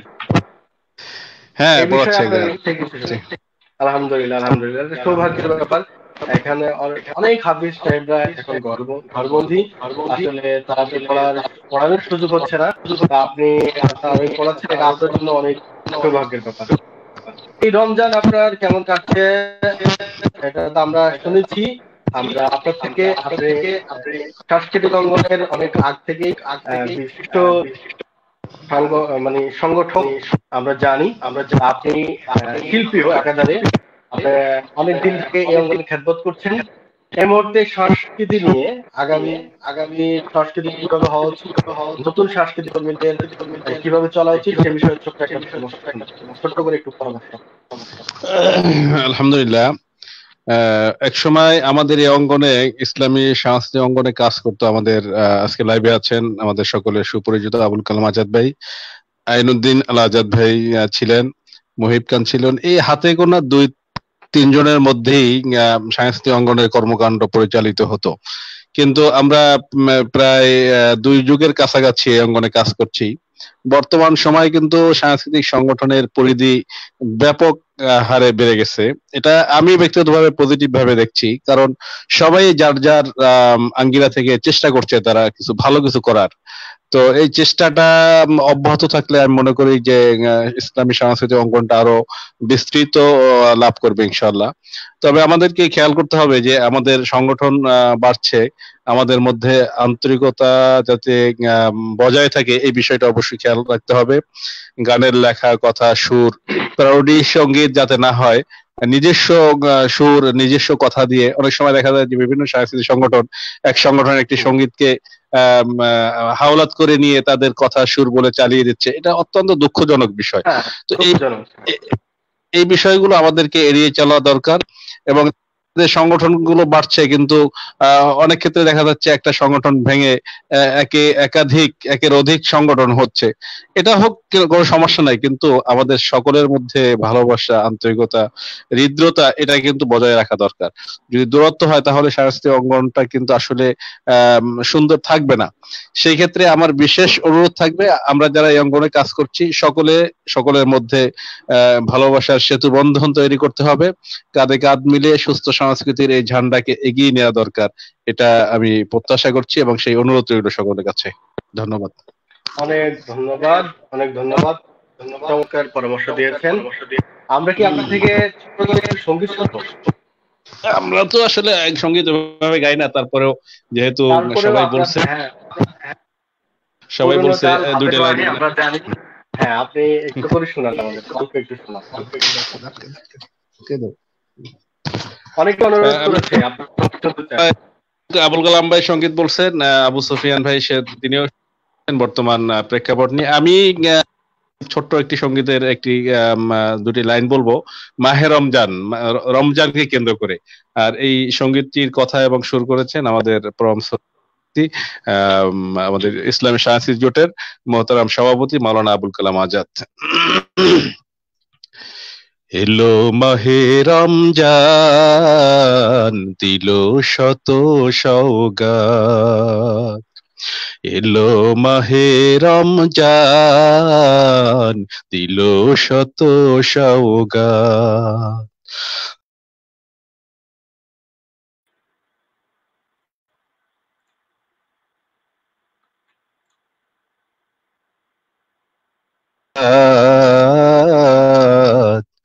এলো মাহে রমজান, দিল শত সওগাত। এলো মাহে রমজান, দিল শত সওগাত।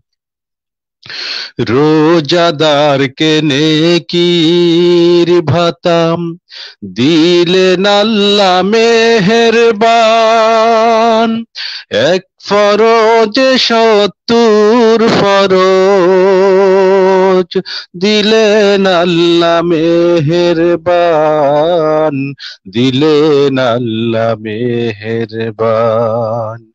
রোজাদারকে নেকির ভাতাম দিলেন আল্লাহ মেহেরবান।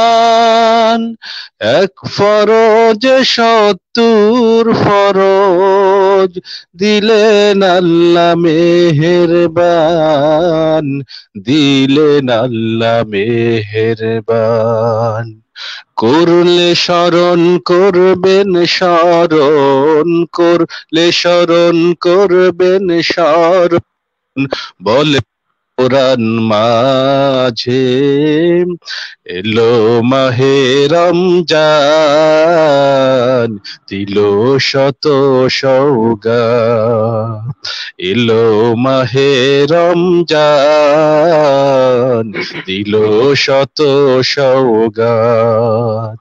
রহমত দিল নাজাত দিল, রহমত দিল নাজাত দিল, দিল মাগফিরাত। এলো মাহে রমজান, দিল শত সওগাত। এলো মাহে রমজান, দিল শত সওগাত। ধন্যবাদ। মাশাআল্লাহ মাশাআল্লাহ, হৃদয়টা জুড়িয়ে গেল। অনেক চমৎকার ভাবে আমরা শুনলাম মাহে রমজানের। আপনার কণ্ঠে অনেকদিন পরে সঙ্গীত শুনলাম। আশা করি আপনার সঙ্গীত আবারও আপনি ধারাবাহিক করবেন সে প্রত্যাশা করি ইনশাআল্লাহ। আমাদের সাথে যুক্ত রয়েছে সুরেন্দ্রী শিল্পী গোষ্ঠীর প্রধান পরিচালক মাসুদ। মাসুদ, আসসালামু আলাইকুম ওয়া রাহমাতুল্লাহি ওয়া বারাকাতুহু। যে তখন আসলে লাইনটি আমরা ছুটে গিয়েছিল, সেজন্য ইচ্ছিলাম। তো ধন্যবাদ। প্রথমেই আমাদের সাইফুল ভাই বলছিলেন আপনার এই সুন্দর উদ্যোগকে আমরা প্রথমেই সাধুবাদ জানাই, আমাদেরকে একই ফ্রেমে আবদ্ধ করার জন্য, এবং এই মুহূর্তে আমাদের কিছুটা হলেও এই দুর্দিনে আমাদেরকে আনন্দের একটি ঘন মুহূর্তে দিনী পরিবেশে রাখার জন্য প্রথমে আপনাকে ধন্যবাদ। আপনাকেও ধন্যবাদ আমাদের এই ছোট্ট লাইভে যুক্ত হওয়ার জন্য। এটাই প্রথম লাইভ আমার। আপনারা যদি থাকেন, আপনারা যদি আমাকে সাপোর্ট করেন, ইনশাল্লাহ প্রতিদিন রমজানের এই লাইভটি করার ইচ্ছে আছে। তো আমরা আপনার মাহে রমজান কেমন কেটেছে সেটা সংক্ষেপে জানবো এবং আপনার থেকে ছোট করে একটা সঙ্গীত শুনবো। হ্যাঁ, আলহামদুলিল্লাহ। মাহে রমজান প্রথমেই আমি জানাবো, সকলেই মসজিদ উন্মুক্তের ব্যাপারে বিভিন্ন বিষয়ে কথা বলেছে এবং কিভাবে কাটছে রমজান, সব বিষয়ে কথা মোটামুটি এসেছে। তো আলহামদুলিল্লাহ, রমজান অন্যান্য রমজানের মতো এই রমজানটি নয়, এই রমজানটি একটু ব্যতিক্রম। আলহামদুলিল্লাহ, আমরা অবসর সময় পার করছি, অবসরে চেষ্টা করছি বিভিন্ন মোতালা এবং বিভিন্ন যে বিষয়গুলো আমার কমতি আছে সেই বিষয়গুলো কিনে ঘাটাঘাটি করার জন্য। এইভাবেই আমার সময়টি কাটছে। তো বাকি বিষয় হলো যে হাদিস শরীফের মধ্যে এসেছে ইজা দাখালা রমজান ফুতিহাত আবওয়াবুস সামা ওয়া গুল্লিকাত আবওয়াবু জাহান্নাম ওয়া সুলসিলাতিশ শায়াতিন, যে রমজান যখন আসে রহমতের দ্বার উন্মোচিত হয়ে যায় এবং জাহান্নামের দরজাগুলো বন্ধ হয়ে যায় এবং শয়তান শৃঙ্খলিত হয়ে যায়। সেই হিসেবে রমজানকে আমরা অন্যান্য রমজানের মতো এই রমজানটিকে আমরা না নিয়ে আমরা এই রমজানটিকে যদি সংক্ষিপ্ত আকারে আমার নিজের নসিহতের জন্যই বলতেছি, আমরা যদি এই রমজানটিকে নিজের জীবনের শ্রেষ্ঠ রমজান হিসেবে আমরা যদি গ্রহণ করতে চাই বা আল্লাহর দরবারে কবুল করতে চাই, তাহলে আশা করি এই রমজানকে আমরা আমার আল্লাহর দরবারে শ্রেষ্ঠ রমজান হিসেবে গ্রহণ করাতে পারবো ইনশাআল্লাহ। ইনশাআল্লাহ ইনশাআল্লাহ তো সে প্রত্যাশা করি। এখন আমরা আপনার থেকে একটু সঙ্গীত শুনবো। সঙ্গীত আসলে ওইভাবে প্রস্তুতি নেই, তবুও আমার যেহেতু সঙ্গীতের শিল্পী হিসেবে এখানে আবির্ভাব হয়েছি বা সকলে শিল্পী হিসেবে আছেন, তো আবার ওই কওমি ওলামাদেরকে একটি সঙ্গীত আমি আপনাদের সম্মুখে শোনানোর চেষ্টা করব।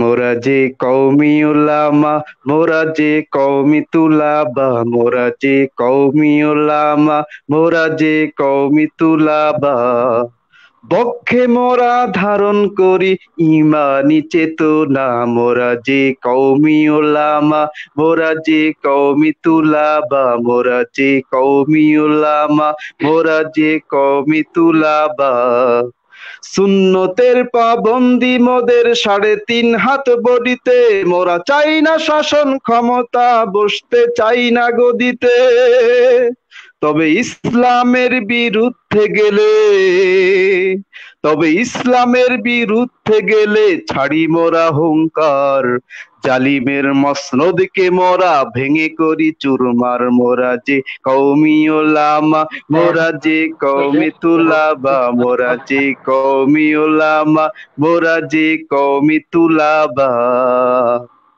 মাশাআল্লাহ মাশাআল্লাহ, এটা আপনার লেখা নাকি? জি আমার লেখা। মাশাআল্লাহ, অনেক চমৎকার লিখেছেন, অনেক চমৎকার লিখেছেন। আপনি ধারাবাহিক সঙ্গীত চর্চা করবেন, সঙ্গীতে নতুন নতুন সঙ্গীত আমাদেরকে উপহার দিবেন সে প্রত্যাশা করে আমাদের সাথেই থাকুন। আমরা এখন চলে যাব মোহতারাম আবুল কালাম আজাদ ভাইয়ের কাছে। শুকরিয়া। জি মোহতারাম আবুল কালাম আজাদ ভাই। আলহামদুলিল্লাহ, আবারও ধন্যবাদ সবাইকে। তো আসলে জি বলেন। আমরা লাইভ শেষ করব এখন, আমরা কিছুক্ষণ মধ্যে শেষ করব। আপনি আপনার মতামত বা আপনার পরামর্শ আমাদেরকে দিতে পারেন। এই রমজান আমাদের কেমন কাটানো উচিত, সব মিলিয়ে আমাদেরকে কিছু নসিহত পেশ করুন। রমজান একজন মুমিনের হিসেবে চৌকস ভাবে কাটানো উচিত। নিজের দায়িত্বহীনতা কোথাও প্রকাশ না পায়, যতটুকু সম্বল অর্জন করতে পারি সে প্রচেষ্টাকে যাতে আমরা কাজে লাগাতে পারি, পথ এবং পাথেও নির্ধারণ করে সে পথেও আমাদের চলা দরকার, এবং রমজানকে আমাদের মাগফিরাত, নাজাত আর রহমতের যেই শুভ সংবাদ আছে এগুলোকে আমরা যাতে গ্রহণ করতে পারি সেই প্রস্তুতি নেওয়া আমাদের প্রত্যেকের দরকার। সাথে সাথে দেশের আত্মমানবতার সেবায় এখন সবচেয়ে বেশি ভূমিকা রাখা দরকার। একটি কথা না বললেই নয়, আজকের ঘটনা, কুমিল্লায় এক ভদ্রলোক দুপুরবেলা, সকালবেলা আমাকে ফোন দিয়েছেন ৯টা-১০টার দিকে। আমি ঘুম থেকে ওঠার পরে হঠাৎ করে ফোন দিয়ে কান্না শুরু করে দিয়েছেন। তো ভদ্রলোক এক কন্ট্রাক্টরের ২জন লোক, ওনারা চাকরি করতেন রাস্তায়, লকডাউনের কারণে কাজ বন্ধ, কিন্তু কন্ট্রাক্টর ওনাদেরকে ওখানে রেখে দিয়েছেন। কন্ট্রাক্টর নিজে ওনাদের খোঁজ খবর নিচ্ছেন না। এখন অসহায় অবস্থায় স্থানীয় জনপ্রতিনিধিদের কাছে ওনারা যাচ্ছেন, বারবার বলতেছেন আপনারা তো এলাকার ভোটার না, আপনাদের জন্য কোনো বরাদ্দ নেই। তো ভদ্রলোক আপনাদের নোয়াখালীতে আমার এক প্রোগ্রামে ছিলেন কেন্দুরবাগ এলাকায়। তো আমাদের এলাকা, কেন্দুরবাগ এলাকা আমাদের এলাকা। জি, সেখানে একটা প্রোগ্রামে উনি আমার কিছু কথা ভালো লাগছে না, আমার কাছ থেকে নাম্বার নিয়ে গেছে, এবং ওইখানে একটি প্রতিষ্ঠানে, আমি যে প্রতিষ্ঠানে গিয়েছি ওই প্রতিষ্ঠানে সামর্থ্য অনুযায়ী কিছু নিজের থেকে দান করছিলাম। তখন ফোন করে বললেন যে হুজুর আপনার উদার মানসিকতা দেখছি, আমরা এই অভাবে আছি, এখন এই অবস্থায় কি করতে পারি? লজ্জার কথা হুজুর, আমরা অনুপায় হয়ে আপনাকে ফোন দিয়েছি বলে কান্না শুরু করে দিয়েছে। হ্যাঁ। তো লোকটা আমি প্রথম বিশ্বাস করলাম না, কেমন কেমন লাগলো, একটু নিজের কাছে কেটে দিলাম। আবার চিন্তা করলাম আল্লাহ পাক যদি বেজার হয়ে যায়, এই অসহায় মানুষটা আমার কাছে যোগাযোগ করলো রমজানের দিনে, রোজার দিনে, এমন একটা মুহূর্তে, একটা অভিশাপের মতো আমার কাছে আসে কিনা। আবার আমি ফোন ব্যাক করলাম, ব্যাক করে বললাম, পুরো পরিচিতি নিয়ে ওনার বিস্তারিত জানলাম। কুমিল্লা থেকে ওনার যাওয়ারও কোনো পথ নেই এবং কাজ বাজ সব বন্ধ, খাওয়া দাওয়া কিছুই নেই। এই মুহূর্তে লোকটাকে বললাম যে আপনার কোনো যোগাযোগের বা টাকা পাঠানোর কোনো ইয়ে আছে কিনা।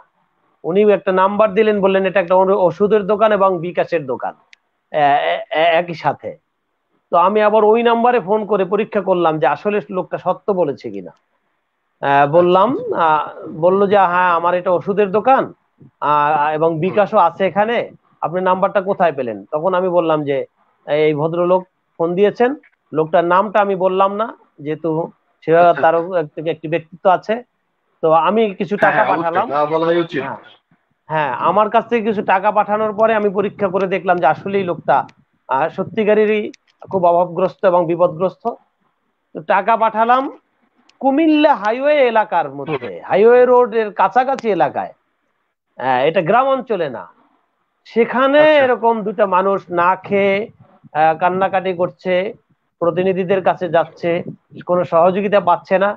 তো কুমিল্লার এসপি সাহেব আমার সম্পর্কে খুব কাছের এবং সম্পর্কে ভাতিজা হন। ওনার আব্বা এখন বাংলাদেশ ইসলামী শ্রমিক আন্দোলনের একজন কেন্দ্রীয় দায়িত্বশীল, সাবেক একজন পুলিশ কর্মকর্তা পরিদর্শক। তো আমি বললাম প্রশাসনের কাছে যোগাযোগ করে, এসপি সাহেব খুব ভালো মানুষ, ওনার সাথে আপনি যোগাযোগ করেন, আপনার যে কোনো ব্যবস্থা উনি করে দিবেন, আমি আশাবাদী। কারণ উনি এমনই একজন ভদ্র মানুষ, ভদ্রলোক, যে মানবিক দিক থেকে ওনার মতো এরকম লোক পাওয়াটা খুব কঠিন। যাই হোক, তো লোকটা টাকা পাঠাইছে আমি, সে জানে না। আসরের নামাজের সময় সে আমাকে ফোন দিলেন, হুজুর আপনার দিকে তাকিয়ে আছি, আজকে ইফতার করার মতো কিছু নেই। হ্যাঁ, তো আমি বললাম আমি তো টাকা সকালে পাঠিয়ে দিচ্ছি, হ্যাঁ আপনার দেয়া নাম্বারে আমি তো সকালে বিকাশে টাকা পাঠিয়ে দিচ্ছি, ভদ্রলোকের কাছে আপনি যোগাযোগ করেন। তো লোকটা কাছাকাছি হবে দোকানটা, দৌড়ে গিয়া উনি যাওয়ার সাথে সাথেই, ওনার নাম্বারও বলতে হয় না, যেহেতু আমি মেসেজটা আগেই দিয়ে দিছি, উনি টাকাটা নিয়ে তারপর কিছু জুস কিনলেন, ইফতারি কিনলেন, কিনে আবার ফোন দিয়ে বললেন যে হুজুর আজকের এইমাত্র আমি ইফতারি কিনলাম আপনার পাঠানো টাকা দিয়ে। তো এটা আমার জীবনের একটি পরম পাওয়া মনে করতেছে। এবং লোকটা যখন কান্না শুরু করছিল তখন আমার চোখ থেকেও পানি বেরোচ্ছিল। কিন্তু দেশের দায়িত্বশীল পর্যায়ের মানুষগুলো, দেশের অভিভাবক যারা, আপনি আপনার সাথে ঘটে যাওয়া একটি ঘটনা বললেন, একটি কষ্টের ঘটনা বললেন, কিন্তু এই ধরনের ঘটনা এখন সারা দেশ জুড়ে, এখন প্রত্যেকটি এলাকায় হাজারো ঘটনা, হাজারো ঘটনা। মানুষ এখন অনেক মানুষ আছে কারো কাছে চাইতেও পারছে না, এমন এক অবস্থা। এই জন্য আজকের লাইভের সর্বশেষ যে কথাটা আমি বলতে চাই সেটা হলো দায়িত্বশীল ভূমিকা পালন করা উচিত। তাদের লক্ষ্য রাখা উচিত দেশের মানুষের কি অবস্থা। লকডাউন যেহেতু একটা গজব বলি বা পরীক্ষা বলি বা করোনা ভাইরাস বলি, এই জন্য হচ্ছে দেশে, কিন্তু লকডাউন পেটে ক্ষুধা, কোনো কিছুই কোনো আইন মানে না। পেটের ক্ষুধার কাছে কোনো আইন টিকে থাকতে পারে না। আর সবার উপরে হলো মানুষের পেট। এই জন্য খাদ্য, বস্ত্র, বাসস্থানের জন্যই দেশটা স্বাধীন হয়েছে। আর এই দেশকে স্বাধীন যারা করেছেন, যারা অভিভাবক, যারা স্বাধীনতায় বিশ্বাসী, মানবিক মর্যাদায় বিশ্বাসী, তাদের প্রত্যেকের দরকার যে অন্ন, বস্ত্র, চিকিৎসা, বাসস্থানের এই যে অভাব, আমাদের দুর্ভিক্ষ একটা, এটার দিকে খেয়াল রাখা, প্রতিটা মানুষের দিকে স্বেচ্ছাসেবী মনোভাব নিয়েও যার যার অবস্থান থেকে এগিয়ে যাওয়া দরকার। এটাই বলে আমি আজকের লাইভ বিদায় নিতে চাচ্ছি। ইনশাআল্লাহ দেখা হবে অন্য কোনো সময়ে। আল্লাহ পাক সবাইকে কবুল করুন। আর আজকের এই লাইভের ব্যবস্থা করার জন্য, এই লাইভের ব্যবস্থা করার জন্য আমি সর্বশেষ প্রবাদী সাহেবকেও ধন্যবাদ দিচ্ছি। ডাক্তার সাহেব সহ যারা এই অবস্থা আজকে আমাদের দর্শক শ্রোতা হিসেবে যুক্ত হয়েছেন, এবং লাইভে যারা অংশ নিয়েছেন সকলকে অসংখ্য অসংখ্য ধন্যবাদ এবং মোবারকবাদ জানিয়ে শেষ করছি। আপনাকেও আল্লাহ আপনাকেও অসংখ্য ধন্যবাদ জানাই আমাদের সাথে যুক্ত হওয়ার জন্য। ইনশাল্লাহ আবারও পরবর্তী কোনো লাইভে আপনি আমাদের সাথে যুক্ত হবেন। আমরা আমাদের বাকি অতিথিদের সাথে কথা বলে লাইভ শেষ করব। এই মুহূর্তে আল্লাহ আপনাকে হাফেজ, বিদায় আমি বিদায় জানাচ্ছি। নিচ্ছি। অসংখ্য ধন্যবাদ আপনাকে। আসসালামু আলাইকুম। আসসালামু আলাইকুম ওয়া আমাদের সাথে রাহমাতুল্লাহ। যুক্ত হয়েছেন ডাক্তার ইব্রাহিম খলিল সাহেব। আমরা এখন কথা বলবো ডাক্তার ইব্রাহিম খলিল সাহেবের সাথে। তো আপনি আমাদেরকে বলবেন আমরা এই রমজানে আমাদের সুষম খাদ্য তালিকা কি হতে পারে, আমরা আমাদের স্বাস্থ্য সচেতন কিভাবে হতে পারি, আমরা সে বিষয়ে ছোট্ট করে আমাদেরকে একটু পরামর্শ দেবেন। আমরা লাইভ শেষ করবো কিছুক্ষণের মধ্যেই। আসলে আমার একটু কথা ছিল করোনা ভাইরাস নিয়ে, হয়তো কালকে বা আরেকদিন বলবো ইনশাল্লাহ। মূল বিষয়টা হচ্ছে যে রমজান মাসে যত কম খাওয়া যায় ততই আচ্ছা। মঙ্গল। আর একটা বিষয় হলো, জানি না এই রমজান মাসে ভাজা পোড়া খাওয়ার আবিষ্কারটা কে করছে।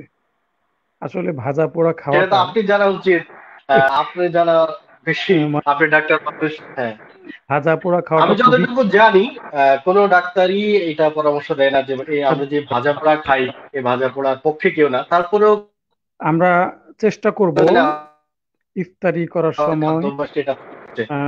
ইফতারি করার সময় চেষ্টা করব ডাবের পানি খাওয়ার, যদি সাধ্য হয় আর কি। আর না হলেও একটা স্যালাইন খেতে পারি। আর আচ্ছা, ভাজা পোড়া তো একবারই খাবো না।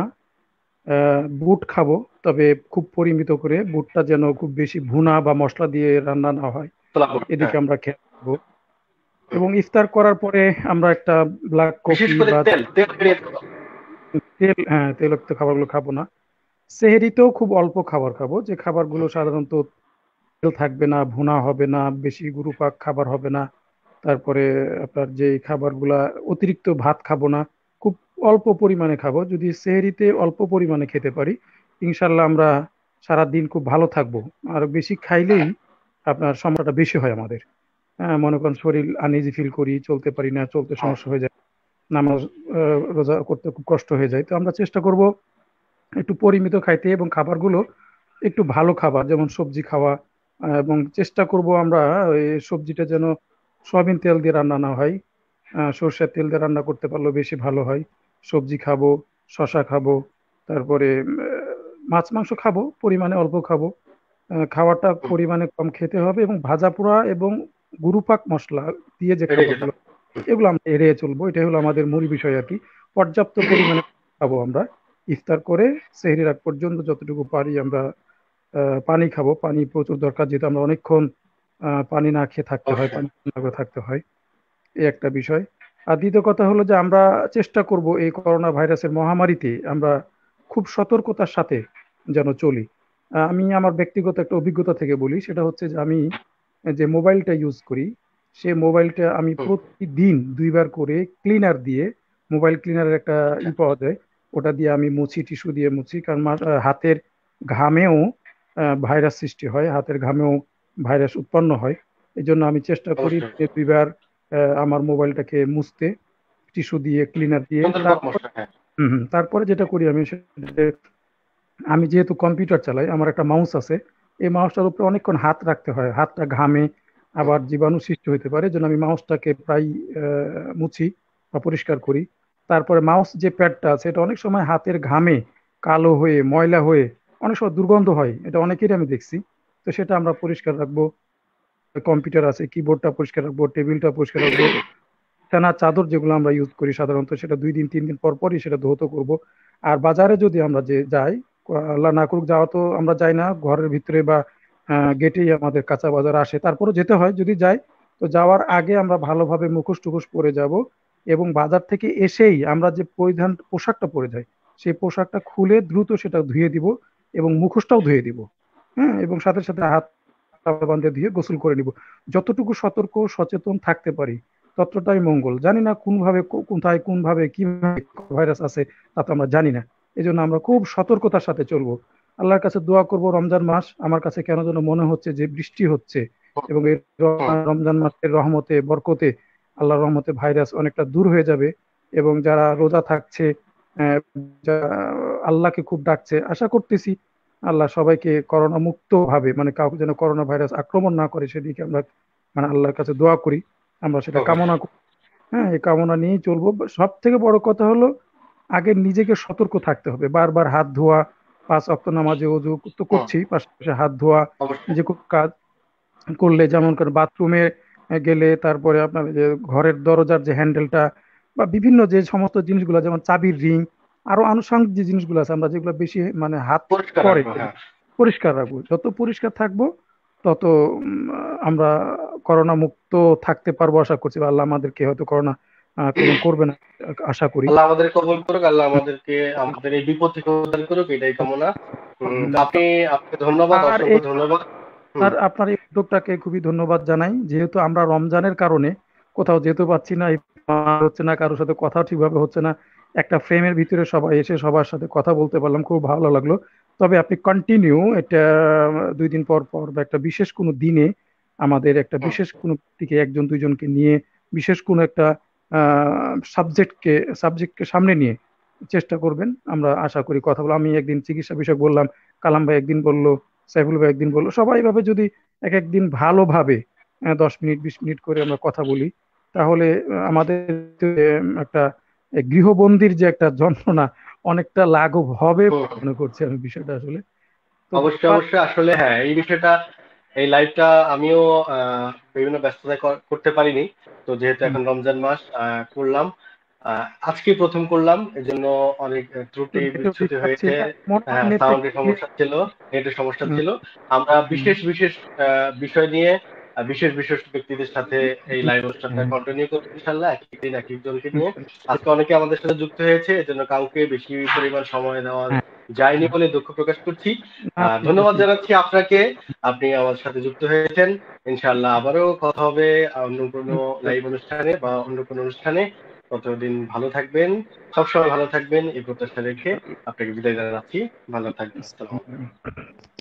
আমাদের সাথে মাসরুর তাসফিন আছে। মাসরুর তাসফিন, মাসরুর তাসফিন। আচ্ছা, আমাদের সাথে মাসরুর তাসফিন ছিল, আমাদের সাথে ছিল আবু সুফিয়ান, এবং কলোরাডোর পরিচালক আবু সুফিয়ান, আবুল কালাম আজাদ ভাই, এবং এইচ এম শফিউল ইসলাম ভাই সহ ডাক্তার ইব্রাহিম খলিল ভাই যুক্ত ছিলেন, মাসরুর তাসফিন যুক্ত ছিল। আমরা কথা বলেছি। আসলে এটা হঠাৎ করে লাইভে আসা, আজকে অল্প সময়ের সিদ্ধান্তে, এই জন্য খুব বেশি প্রস্তুতি নিতে পারিনি, একটু এলোমেলো লাইভটা হয়েছে। তারপরেও আপনারা যারা এই সংক্ষিপ্ত সময়ের উদ্যোগে এই এলোমেলো লাইভে যারা আমাকে সঙ্গ দিয়েছেন, আমার সাথে যুক্ত হয়েছেন, প্রত্যেককেই আমি অন্তরের অন্তঃস্থল থেকে আন্তরিক মোবারকবাদ, ধন্যবাদ জানাই।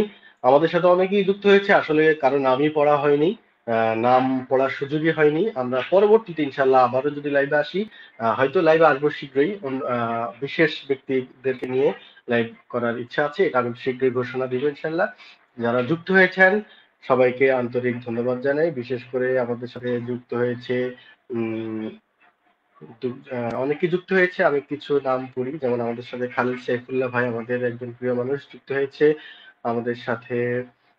অনেকে যুক্ত হয়েছে, আমি এখানে দেখতে পাচ্ছি। আমি এখন লাইভ শেষ করবো, এই জন্য সবার নাম পড়তে পারছি না। আমাদের সাথে এইচ এম খলিল জাফরি ভাই যুক্ত হয়েছে, এম ডি আজিজ যুক্ত হয়েছে, কে এম, চলে যাচ্ছে লাইভগুলো, দাউদ এনাম যুক্ত হয়েছে আমাদের সাথে, কে এম জাহিদ তিতুমির যুক্ত হয়েছে, এম ডি রাসেল বিডি ওগাডা, আচ্ছা, যুক্ত হয়েছে। নোয়াখালী থেকে যুক্ত হয়েছে দাউদ এনাম। সত্যের পথে চলি আইডি থেকে যুক্ত হয়েছে। আমাদের সাথে আরো যুক্ত হয়েছে এম ডি সজীব, কে এম খলিলুল ইসলাম, খলিলুল ইসলাম, আচ্ছা, মীর নাইম ভাই আমাদের সাথে যুক্ত হয়েছে। এভাবে অসংখ্য মানুষ আমাদের সাথে যুক্ত হয়েছে। নজরুল ইসলাম যুক্ত হয়েছে আমাদের সাথে। কারি তাওহিদ বিন আলী লাহোরি আমাদের বন্ধুবর, বিশেষ কারি আমাদের সাথে যুক্ত হয়েছে, ধন্যবাদ আপনাকে। মাকতুম ফুড প্রোডাক্ট আমাদের সাথে যুক্ত হয়েছে। মাকতুমের ফুডগুলো আপনারা এই রমজানে আপনারা ট্রাই করতে পারেন, যারা আগে ট্রাই করেননি। মাকতুমের ফুডগুলো অত্যন্ত স্বাস্থ্যসম্মত, আপনারা সেটা আপনাদের খাদ্য তালিকায় রাখতে পারেন। আপনার মাকতুমের বিভিন্ন কালো জিরার তেল, হলুদ মরিচের গুঁড়ো, অনেক কিছুই আছে, মুড়ি আছে। মাখতুমের প্রোডাক্টগুলো আপনারা ব্যবহার করতে পারেন। আমাদের সাথে যুক্ত হচ্ছে আব্দুর রহমান, এমডি সজীব, তারপরে আমাদের সাথে আরো যুক্ত হয়েছে HM ইয়াসিন আরাফাত, খালিদ সাইফুল্লাহ ভাই নওগাঁ থেকে আমাদের সাথে যুক্ত হয়েছে, ধন্যবাদ ভাই আপনাকে। আরিফুল ইসলাম যুক্ত হয়েছে, আব্দুল হালিম ভাই যুক্ত হয়েছে আমাদের সাথে গাজীপুর থেকে, ধন্যবাদ আব্দুল হালিম ভাই। নকিব আশরাফ আমাদের সাথে যুক্ত ছিল, ধন্যবাদ নকিব আশরাফ। মামুন রশিদ আমাদের সাথে যুক্ত ছিল, ধন্যবাদ সবাইকে, ধন্যবাদ যারা যুক্ত হয়েছে। সবার নাম এখানে পড়া যাচ্ছে না, আমরা এখনো লাইভ শেষ করব।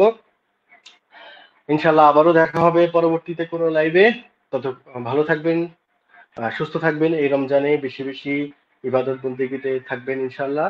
যে মহামারী আমাদের উপর চলছে, এই মহামারী থেকে আমরা দ্রুত যেন নিস্তার পাই, আল্লাহ আমাদেরকে রহম করুক, এই প্রত্যাশা রেখে আজকের অনুষ্ঠান এখানে শেষ করছি। আবারও যুক্ত হব নতুন কাউকে নিয়ে, নতুন কোনো অতিথিদেরকে নিয়ে। সবাই ভালো থাকবেন, সুস্থ থাকবেন। আসসালামু আলাইকুম ওয়া রাহমাতুল্লাহি ওয়া বারাকাতুহু।